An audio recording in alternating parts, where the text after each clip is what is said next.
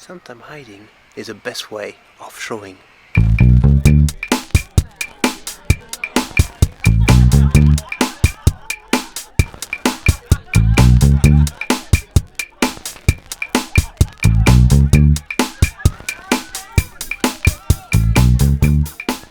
Let's dance. Welcome in Laughing Museums. My name is Cedric and you are watching Laughing Museums on YouTube. Thank you so much for that. If you like the video, please put a thumb up and feel free to subscribe. Today we're talking about Sacha Sosno here on that fantastic place in Semenelum in Nice. I have the luck to finally work in a museum after so many times of lockdown and no restrictions. I love Sosno for many reasons, and you see a lot of his work here. One of the reasons I like Sosno is kind of personal, to be honest with you. When I was a kid and then a young man, when I go at my Uncle Jacques, he have a Sosno table that I'm going to put right here, where we used to have lunch and dinner, but mostly where we used to have a lot of Christmas dinners, right? That's why it means a lot to me. So I'm here in Nice in the museum where they're organizing in this antique Roman city, where they are organizing a fantastic exhibit which is mixing the modern work of Sosno, who passed in 2013, to the antique city. One of the sculptures that was always surrounded me in my childhood is exactly this sculpture. I remember there was, I think, a marble version of it when I was a kid. A few things about Sosno. First, the guy doesn't really have like a very classical way of working.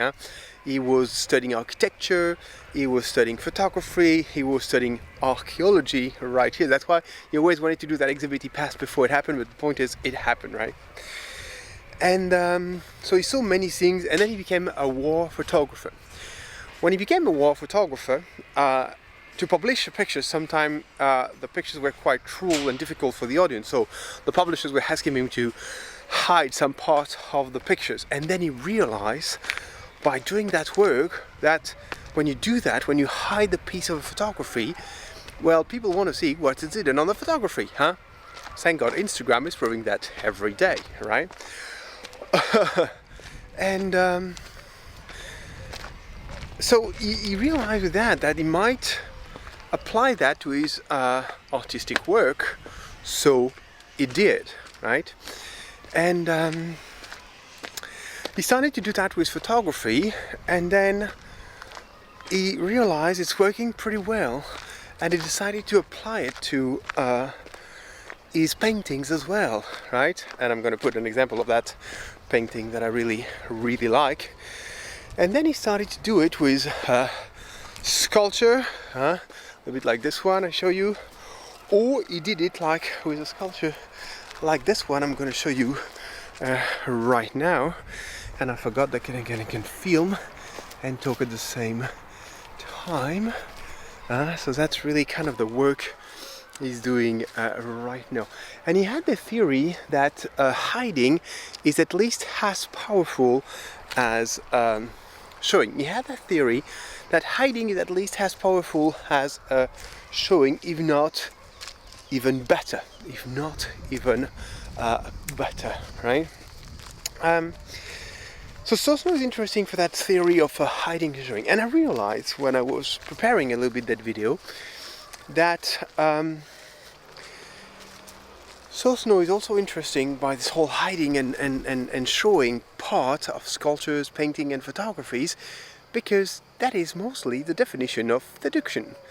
And I talked with a friend of mine and she confirmed that that's exactly what it is. I give you an example as a straight man. In the 19th century, when you look at an ankle of a girl, you're like going kind of crazy, right? Just after World War II, if you see a knee of a girl, well, you go kind of crazy, right? Now, if you see half of a leg of a girl, you go half crazy, etc. And seduction is operating, right?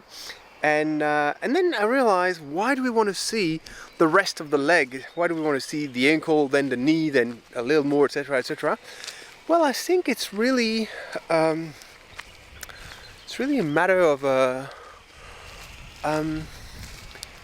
fact. And I don't think we want to see more. I don't think we want to see more. I think the fact that it's hidden is giving you the will to see. But if it wasn't hidden, then there will be no will to see. You see my point? Something like that. Something a little bit complex about how the brain of human beings is working. I'm going to see there's something this way.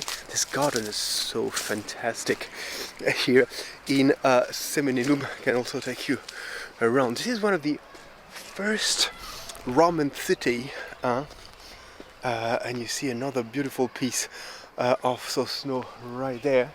So I really wanted to show you this one, and I got one more I want to show you. This is right this way. Look at this one right there.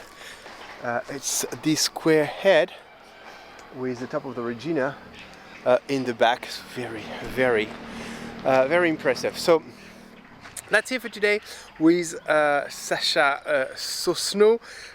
He met Matisse, he met Yves Klein. So really a guy with a fascinating life. Oh, another point, and I'm gonna leave you on that. Another point on Sosno I really enjoy is the fact that the guy, when he started his career quite successful in Paris, decided to leave everything, buy a boat, take his girl on the boat, and they traveled the world for 3 years. And I think if you want to explain something to anyone, and if artists have to explain to someone, I think traveling could be a good way. I'm not 100% sure with that theory of traveling and shit, but I think it could be something interesting. Alright, I gotta go. No matter what you do, don't forget, if you don't do it with a smile, well, you're doing it wrong.